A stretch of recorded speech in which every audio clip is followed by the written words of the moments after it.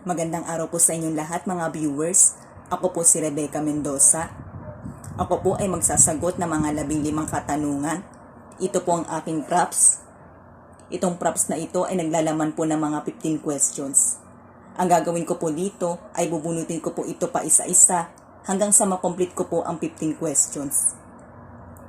Babasahin ko po ang mga tanong na ito at ito po ay sasagutan ko. Ito po ay pangatlong vlog ko na po o video sa Q&A. Okay, magsisimula na po ako magbunot.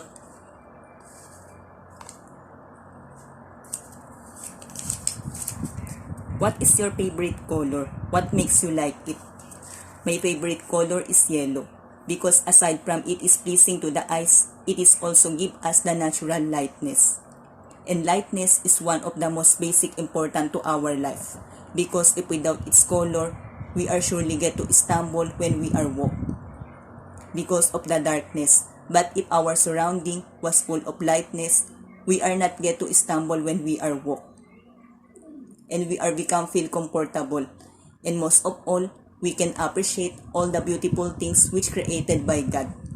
Especially when the sun is come up to rise, we better appreciate the beauty of nature.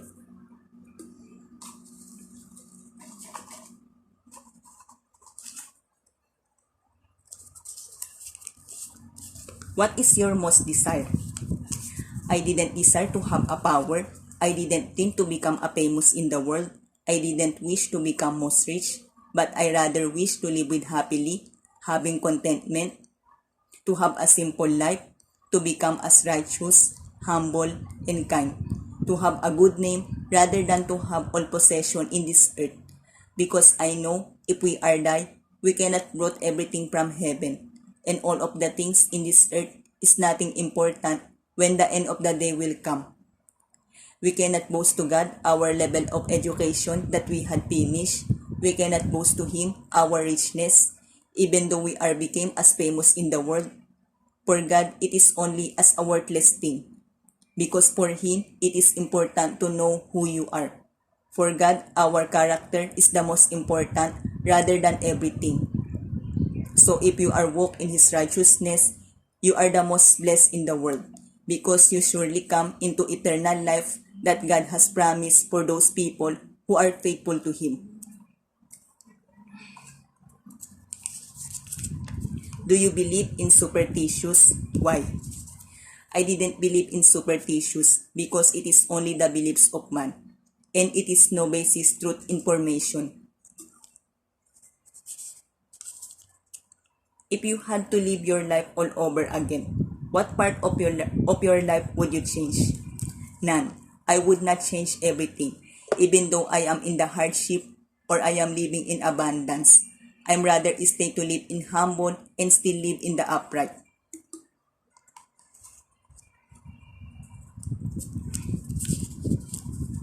How would you change the world if you were to play God for a day? I would take an action which it is up for the right and goodness to uplift the thoughts of man and soon the change will follow automatically. Comment on this. Those who do not look where they have been cannot go where they are going. Though you are rich and though you are gifted with intelligence, but if you don't have gratitude, you won't be succeed. Because in the Bible said, love your parents, then you will be prospered. So if you are kind and if you show your love to them, God gives you more blessing. But if you didn't treasure all the good things that they have done to you, you won't be blessed.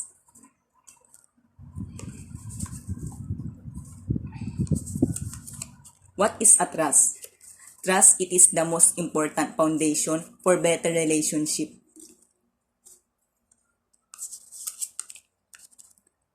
How were you raised as a child? When I was a child, my parents trained me to be honest, polite, humble, generous, and they also taught me to value the money and as well as to value the education.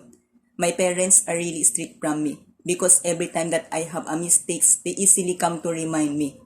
And now, I'm so very thankful with my parents because I'm realized that they are right.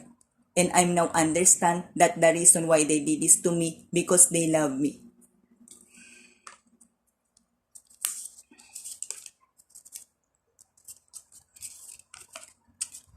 What is the role of youth towards the future development of the country?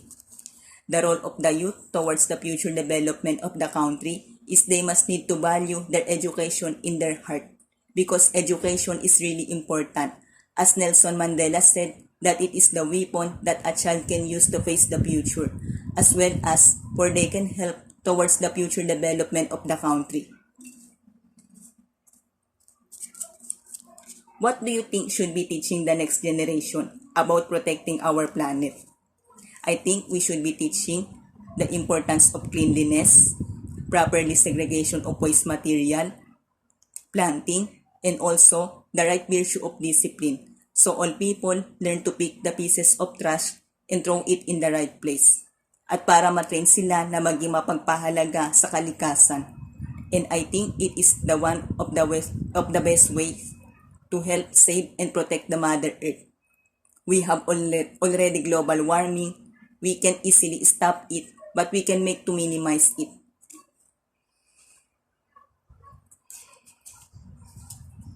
What do you think is the greatest environmental problem today? I think the greatest environmental problem today is the gradual depletion of the ozone layer, because this is irreversible in nature and will cause of many diseases. It can cause global warming, climate change, too much hot temperature, too much rainfall, and melting ice cap that can cause the big flood. And worse, it is mostly affected in the lowland region.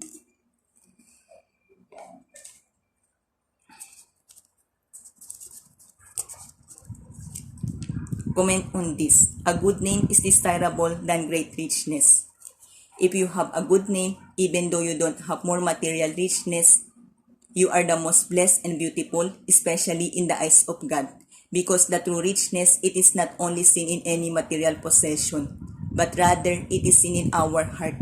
If you are honest, kind, and humble, you are surely trusted, respected, and loved.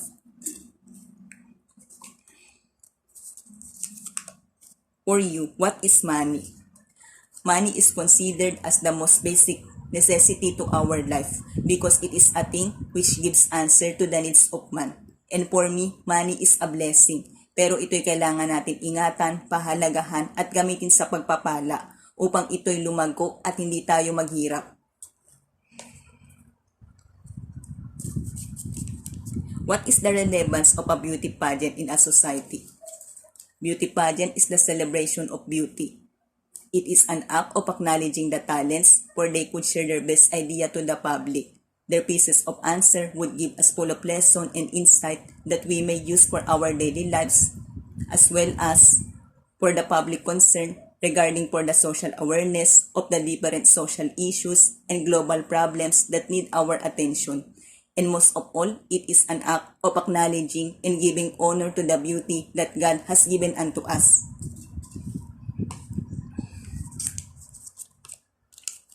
Do you think that social media has helped or hurt our society? It is considered both because social media has advantage and disadvantage to our life. Social media is help in our society because it is used for communication. It is used for searching anything information, and it is also used for helping people who are in need. But in the other side, it is also hurt because it is also used for cyberbullying and sometimes for fake news.